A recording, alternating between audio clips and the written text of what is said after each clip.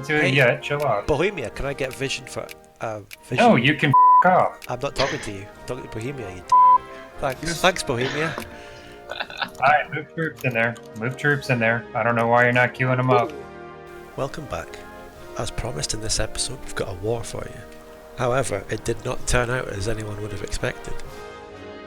As in the first major European war, the triple unconnected alliance of Burgundy, Scandinavia and Aragon aimed to attack the Dual Monarchy again, and his allies are assumed to be joining.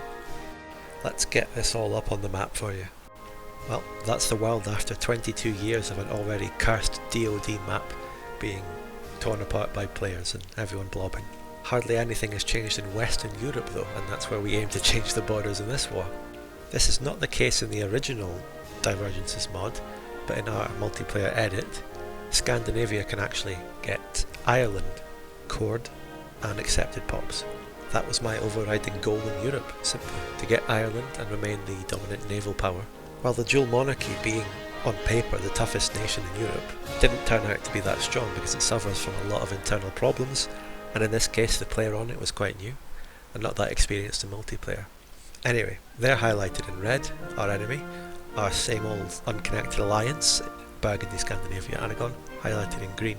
The Dual Monarchy's allies are highlighted there in that colour, whatever that colour is. At the outset of the war we expected that Spain, Venice and Bohemia at least would join the Dual Monarchy as they did before. But did they? No, they didn't. They left the Dual Monarchy to die on his own. So therefore the war plan, simple. Just attack the Dual Monarchy. Easy. We can Let's do this war, the session ends soon. Right, there we go. Okay. See that? Is everything fine? Yeah. Did you have everything in Africa for me and champagne? Yep. Alright.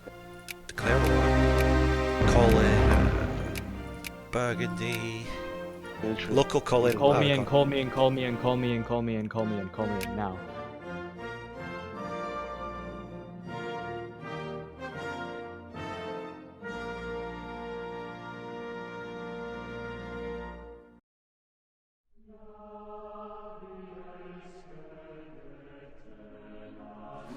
Aragon, you blockade Spain, I'll blockade the Dual Monarchy. Yeah, I'm already blockading him, like his fleet is stuck. He's only got 13k, so... he's Spud gun, are we going to unpause? Are we ready, guys? Yeah, I'm ready. Yeah, I'm they have ready. not been called in yet. Go. Speed one. Batavia has not been called in. Is Spain not joining? We don't know.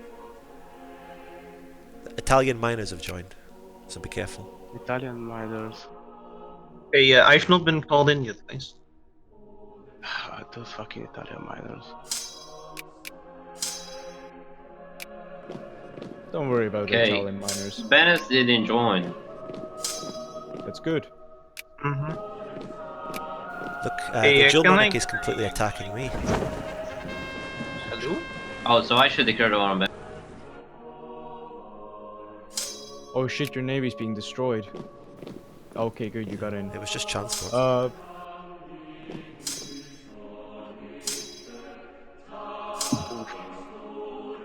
Main battles are going on here in England.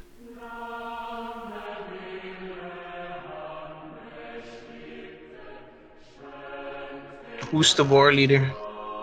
Burgundy. I am. Can you call Batavia in the war, please? Yes.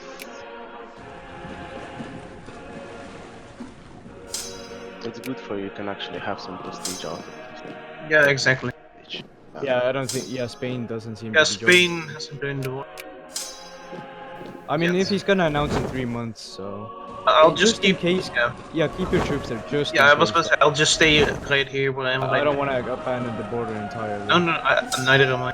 I think he just saw that the Dual Monarchy has retreated to England, so he just was like, yeah, fuck that.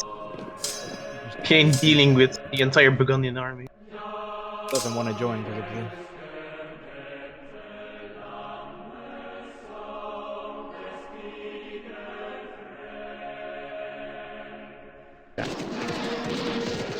You can truce break for your cores if you want, but Well, Then- Green Force has surrendered. Scandinavia, like... Hey, he surrenders. We have won the my war. God. I'll bring him in here. I Bro, didn't because expect your because- allies. because- I didn't no, expect all because your I- allies to pussy out Green Force. Yeah. I mean, I guess it's fair enough, but yeah, I don't know what else to say. Obviously, there was very little the Dual Monarchy could have done. Just being in that wrong place at the wrong time with the wrong allies didn't help him. His plan to attack straight into Scotland as soon as we declared was a pretty good plan. It could have worked. If he knocked me out of Scotland, it prevented us from getting the first war goal, which was Ulster. But ultimately, the other countries would occupy his mainland. He'd have to hold England. He couldn't really ever have won in the long term, but if he wiped out my army, it would have been a huge victory for him. What I'm trying to say here is that his attack into Scotland shows that he has balls of steel to just go in attacking while all the odds are against him, charging in without caring. Anyway, let's have a quick war analyzer look.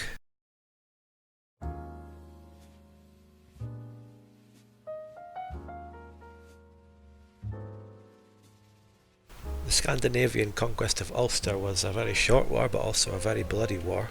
I took 160,000 casualties, and the Dual Monarchy took 220,000 casualties, which is a really good ratio for him considering he did a huge attack in the war. Those two battles in his opening attack, the battles of Edinburgh and Glasgow. Let's have a cheeky look at those. While this war wasn't that interesting itself, it's always interesting to point out some things you see in any war in Victoria 2. For example, as you can see here, going into the battle, the number of my forces is an exact round number at 120,000, whereas his forces have already taken some casualties by the time they get there. Now why is that? This was an intentional tactic in my positioning for the war. Rather than holding the border at Dumfries, I pulled my troops back to Glasgow and Edinburgh. This forces him to funnel his troops through Dumfries, one province, to get to either Glasgow or Edinburgh, and he attacked both. This caused a lot of attrition. He could have stopped to occupy the province, but I would have attacked him because it's a plains province. Glasgow is a hills province there, which gives a good defensive buff, but Edinburgh isn't, so you'd think maybe he should only attack Edinburgh, but if he attacked Edinburgh only, I would encircle him by attacking Dumfries from Glasgow. So overall, this point is actually just really difficult to attack. If you have a very strong army, an equal army to the Dual Monarchy here, you can hold Glasgow and Edinburgh, and if you're vastly outnumbered, as in many cases Scandinavia will be, you can fall back and hold the mountains up north. Anyway, he took almost exactly double my casualties in Edinburgh, which is quite sad for him considering it's a plains province with no defensive penalty. But in a province that does have a defensive penalty, Glasgow with hills, he took much more casualties. 35,000 I took to his 80,000. Then I counter-attacked him into Dumfries and, wow, yikes, 8k casualties on my side to his 60,000. Now I noticed something didn't add up here between the casualties in my three main battles and the overall casualties of the war. Well, I noticed that Aragon attacked Italian miners and took something like 10 times the casualties of them. I don't know what he was doing there. Anyway, the result of the war was that I took Ulster and Burgundy took the region of Champagne in France, which turned out to come back to bite him later.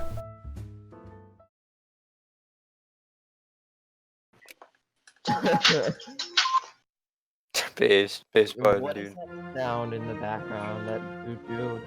It sounds like traditional SpongeBob. African. It's just like this, right? Wait a minute, did you take land off of him? Who? Are you serious right now? Did you take Champagne?